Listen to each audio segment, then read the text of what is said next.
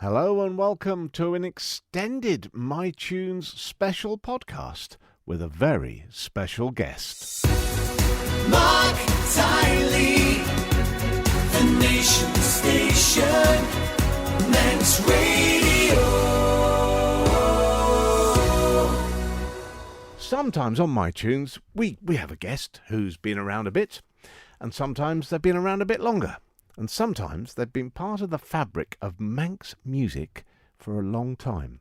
I'm not going to say how old he is, but I will tell you that Dave Lang has been part of the Manx music scene for a long time. Dave Lang, welcome to MiTunes. Thank you, Mark. It's wonderful to be here. Well, I'm glad I've got hold of you. When did you first start playing in bands here on the Isle of Man? On the Isle of Man, 1976, early 1977. 76, 77. Okay, Yeah, that's That's here. when I moved back to the island because I was brought up in London. But born on the Isle of Man. Born on the Isle of Man. So in London then, we go back a bit further. When did you start playing in bands there? When I was 15, so that would be 1965, 66. Wow. Yeah. What an era to be playing in rock and pop music. I learned to play the guitar literally by following the musicians of the time around the London clubs. Yeah. Even though I was underage, I had older friends. So John Mayall's Blues Breakers with Eric Clapton, Peter Green, and Mick Taylor later on. Cream, obviously, Jimi Hendrix, Jeff Beck with the Yardbirds, all those people I learned to play by literally positioning myself in front of the stage, directly in front of the guitar player and watching what he did and then going home and practicing. I think it's important to remind people, or maybe just tell them if they weren't there, that most of these gigs were quite small. They weren't massive venues, so you could get up close and really have a good look at it. They were tiny clubs, very smoky, very hot and sweaty. Great atmosphere in all of them. Yeah. Let's go back a bit further, because your dear old dad was director of music at the Royal Marines. He was. My mother wanted me to be born in the island, but my father was, as you say, director of music, and as soon as I was born, within a couple of weeks, I was taken back to, at that time, Deal in Kent, and we ended up in Plymouth. The last 7 years of my childhood were spent in Plymouth. So my earliest memories are of the Royal Marines band marching up and down the parade ground because we lived in the barracks for most of the time. And then we moved to London because my father had to take retirement. He was kept on for an extra few years because he was so valuable to them. But he eventually retired in 1961. We moved to London. He was offered a job by John Coleshaw, who was at that time a famous producer for Decca Records. He was offered a job as a librarian in the West Hampstead studios, which of course had become a legendary location for recording from 50s right up until the present day. All the major Decca bands like the Rolling Stones played there, recorded their albums there.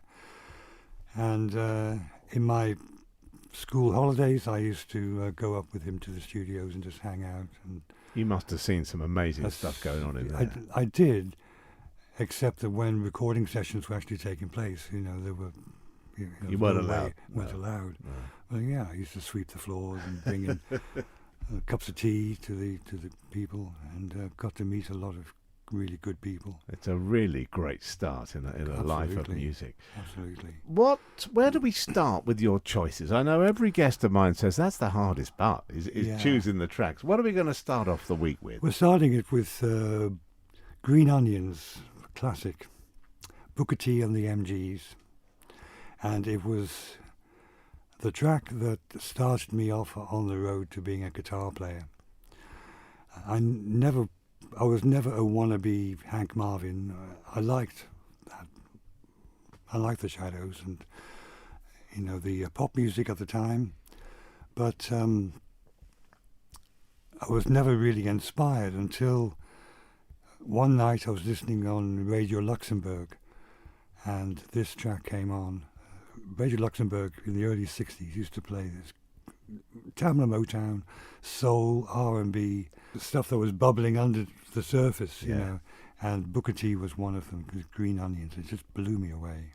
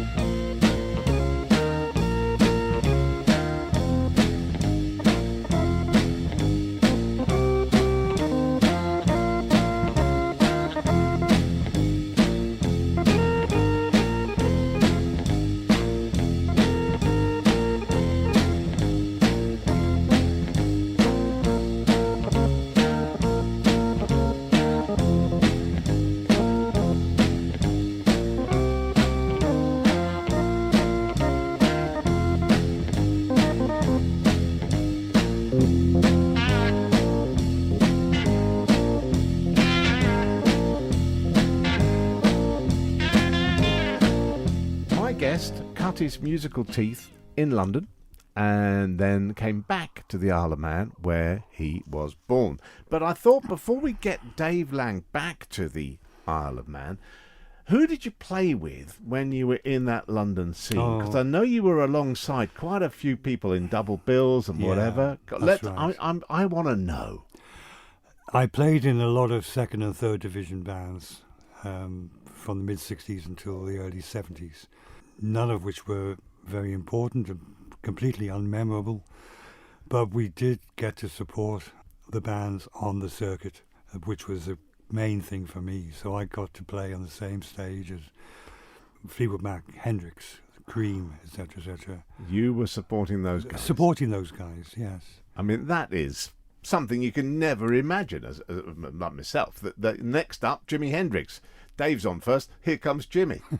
You know? Well, the thing is, at that time, these people were virtually unknown, or not widely known anyway. It's only later that they became big and started playing the big theatres and concert halls. But when I was playing, it was still the smoky, sweaty, small clubs, you know, and you can imagine Clapton with Cream or Hendrix with these massive Marshall stacks, pumping out hundreds of decibels of music.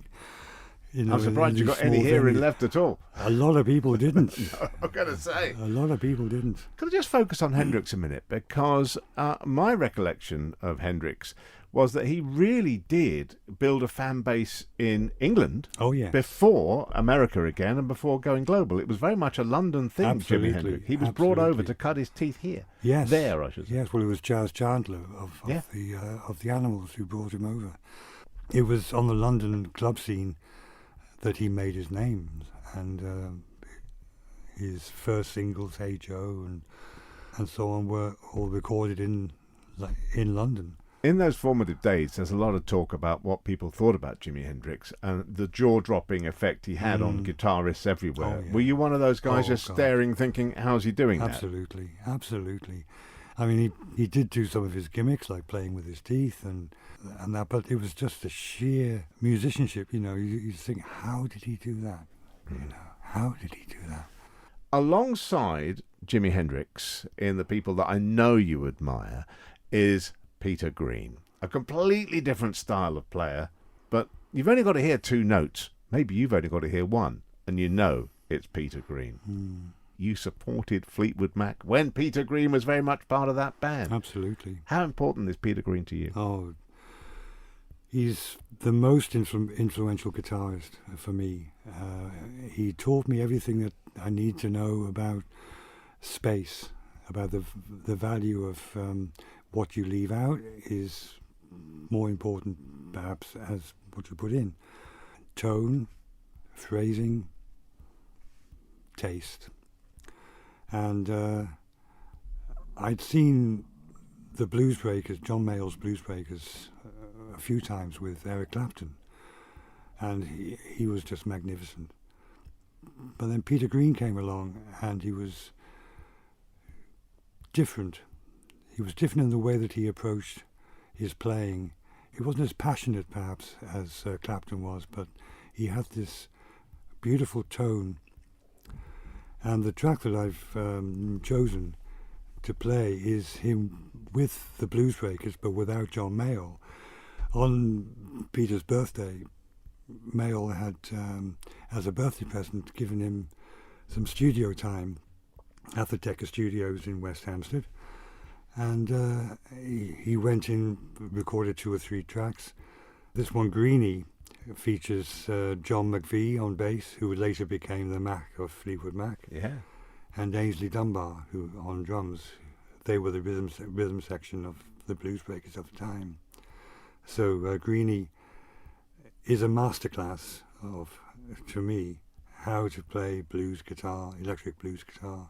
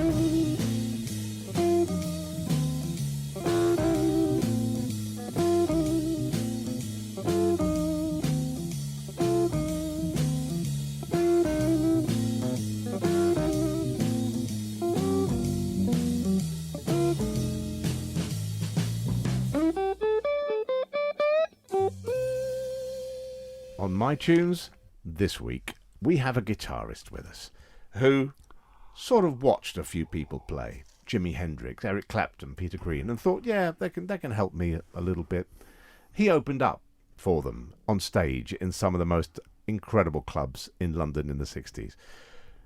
I'm almost sad to leave that behind for a moment, Dave Lang, but we have to get you to the Isle of Man, and you've come back home, and you're here, and you're full of passion for your music, and you get bands together.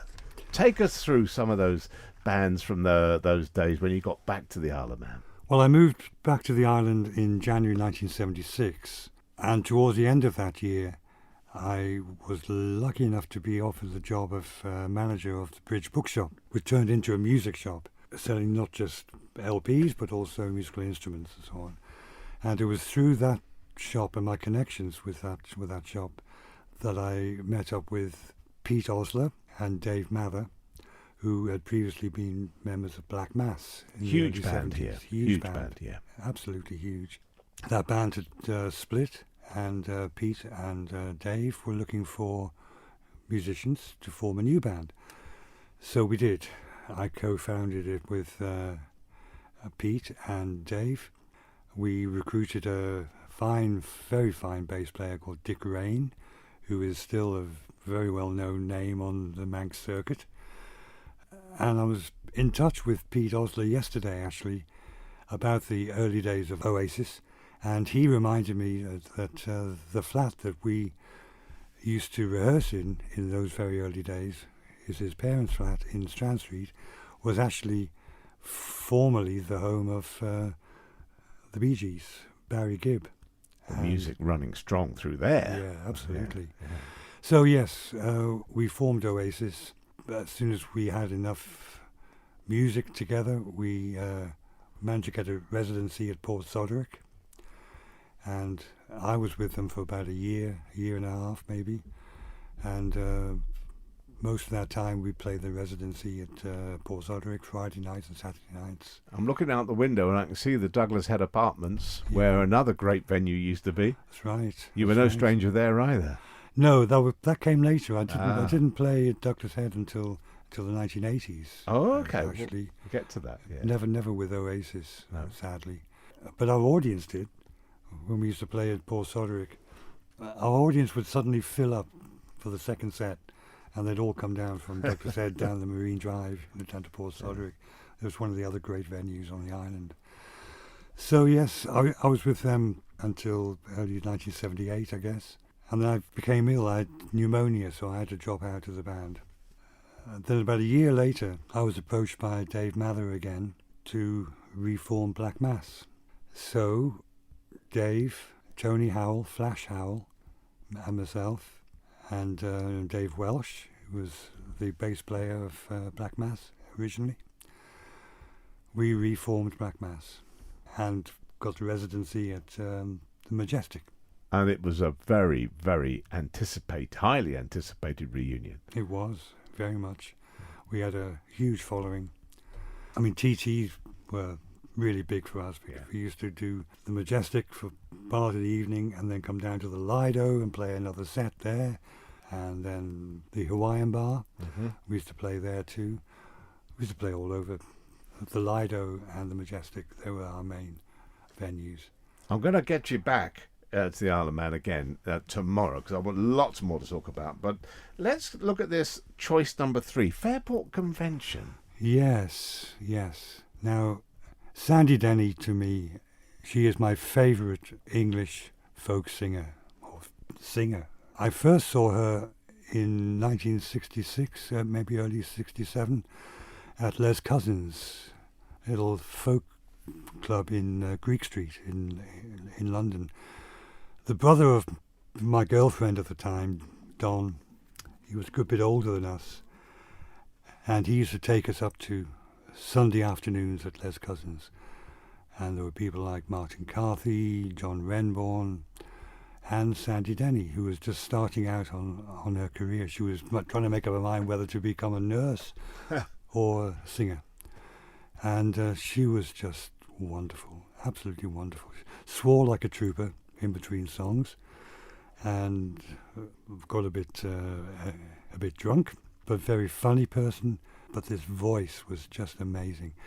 And then she joined Fairport Convention in 1968, which includes another great guitarist, another guitar hero of mine, Richard Thompson.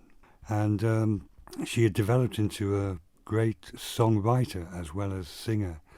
And this song, Fotheringay, is one of her songs. It features Richard on acoustic guitar for a change, not electric.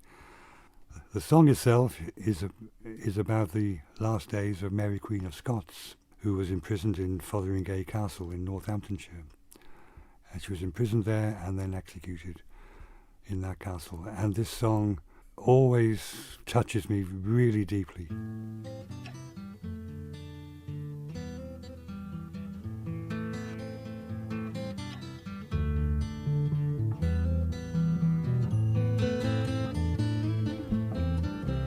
How often she has gazed from castle windows all and watched the daylight passing within her captive wall, with no one to heed her call.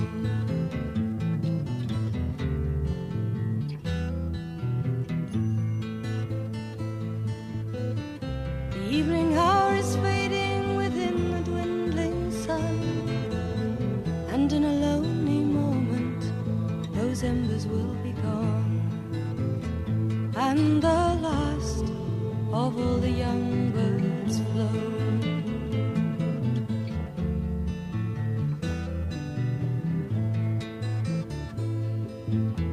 Her days of precious freedom forfeited long before, to live such fruitless years behind a guarded door. But those days will last no more.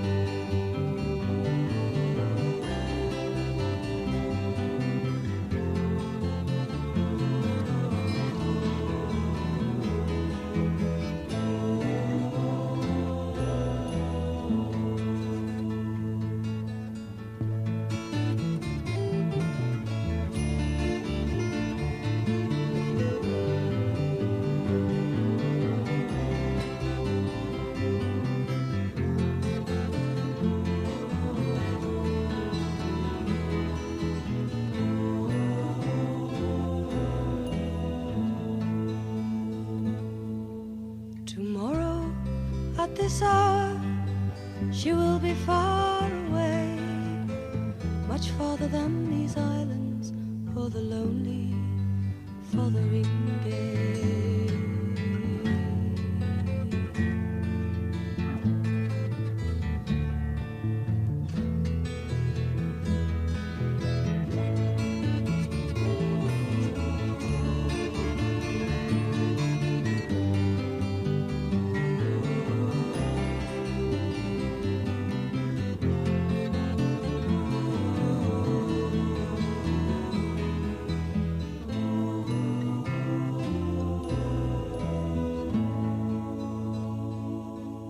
My guest on MiTunes this week is a wonderful guitarist by the name of Dave Lang.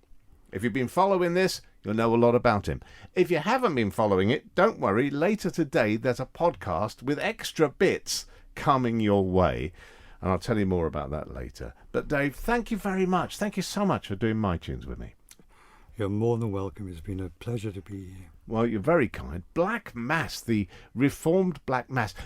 We talked about that yesterday, but I didn't quite get to the point of how long were you together in that particular incarnation? Until 1983. Okay. Yeah, 79 till 83. That was a good run. We tried to reform years later, 2002. The four of us got together again and tried to recreate the old set. We didn't manage to get back on the road, but we had some fun rehearsals. And just good to meet up again. And very good to meet up. And then other bands, subsequent bands. Name a few because people would love to remember those days. Well, I was in Mike Burns' Sorcerer for a while. That was the first time I actually played at Douglas Head with him and other venues in Douglas. That was great fun. I like playing with Mike. The late 90s, I was working for what at that time was Royal Life in Royal Court in Castletown, and one Christmas, a few of us recognised that there were fellow musicians around, and we decided to form a band for the Christmas party. So we called ourselves Insider. There was Mike Catlow, there was Kelly Bennett, Stu Neen on drums, Dave Spears, who is not quite a well-known folkie, but he was playing bass for us. It worked so well that we stayed together for about 3 years. Lovely. For what? That was a party band. It was a party band. It lasted 3 years. And we went out and did gigs all over the island. It was lovely. Brilliant. Lovely. And then Keith Randall approached me to join his band, the Keith Randall Blues Band. That was the first time I actually got to play with Pete Christian, who you know very well. On the bass. With Pete on the bass there, Yes, Pete on the bass. And Dave Mather again, who was reunited with Dave. That was fun too. We played a lot of gigs around Douglas and in Port Erin. I know, moving forward slightly, you were hugely influential in encouraging our very own Davy Knowles. Oh, well, yes. And I know you sort of worked with him and the whole of Backdoor Slam. And there he is, living in Chicago, the home of the blues, so to speak. That's right. When did you realise that he was a bit special? Oh, when he was at school. Really? When he played in the school band. Yeah. He was just outstanding. Absolutely. I mean, I'd known him since he was a baby, basically. Yeah. Because I'd known his parents, Tony and Jan. So I know, but the first time I saw him playing, he was just outstanding. And then it just got better and better and better. I think somewhere on YouTube, if we can dig around a bit, there should be some footage of you playing with him in Port Erin, somewhere down there. I'll try and dig that out and post that onto YouTube. Let's take this final track. Now, this one's come as a surprise because there must be quite a story behind it. This is Capercaillie. Yeah. A Scottish Celtic rock band. Well, it's a combination of Scottish and Irish, actually. Over the years, I'd become really, really interested in what we describe as world music, but Celtic music in particular, the music of Ireland, Scotland, the Isle of Man, Brittany, Wales, Cornwall. Each has its own identity. In the early 90s, I was given the opportunity to collaborate with a design agency in Edinburgh, and the manager of my marketing department sent me over to work with them. It ended up being 2 weeks out of every month in Edinburgh. The first time I went, a few days beforehand, I'd seen a concert on television featuring Capercaillie and was just blown away. Just struck such a deep chord in me, probably with my Celtic background, but also the voice of the singer Karen Matheson. Sean Connery described her voice as having been touched by God. The voice of an angel. I can hear him saying it. Yeah. Yeah, the only way Sean could, yeah. That's right. So I went to Edinburgh, and during a break, I went into a record shop there, and there were Capercaillie CDs, and I bought this particular one called Delirium, and I had a CD Walkman at the time, and I put this in my machine, and I was literally dancing around the streets of Edinburgh through Princess Street Gardens. It was just so wonderful. And this song, Ran Namona, is the opening track on that album. It's actually the Irish connection again, because Ran Namona is actually Rinnamona, which is a town in County Galway, on the west coast of Ireland, northwest coast of Ireland. So this really struck home to me, this first song, Ran Namona. Dave, thank you for talking us through it. We'll play the track right now. And thank you for joining us on MiTunes again. If you'd like a little sneaky peek into another guitarist who influenced my guest a lot, you'll have to come back for the podcast, which will be available from this afternoon. In the meantime, Dave Lang, thank you. Thank you, Mark. Rocking around the morning, rocking around the morning. När det galande, he's lush the farige, rocking around the morning, rocking around.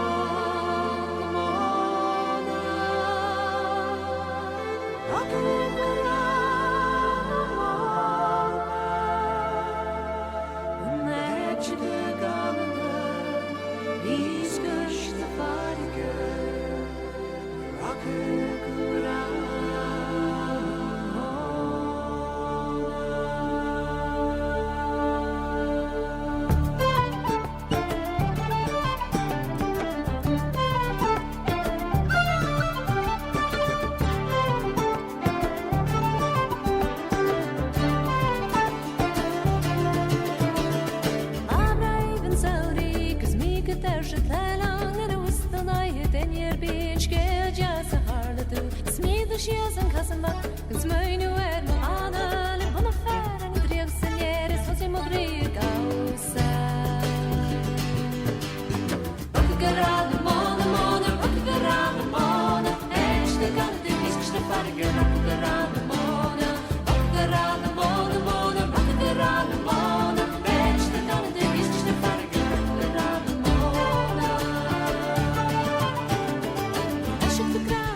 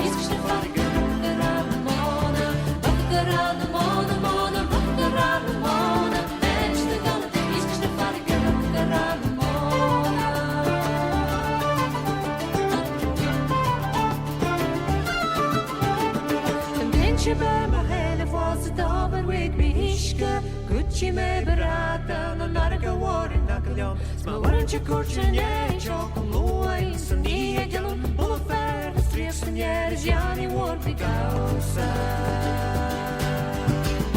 Rock around the morning, rock around the morning. Esh the gala the kiss the party get rock around the morning, rock around the morning, rock around the morning. Esh the gala the kiss the party get rock around the morning. When we did MiTunes this week, I promised you a little extra slice, as they say in Bake Off, of our guest, because there was one guitarist we wanted to talk about, well, I did, particularly with Dave, and that's Jeff Beck. Yes, indeed. Jeff is kind of, he completes a circle, really, right back to the Yardbirds, because he was one of the first bands I saw live in my local club.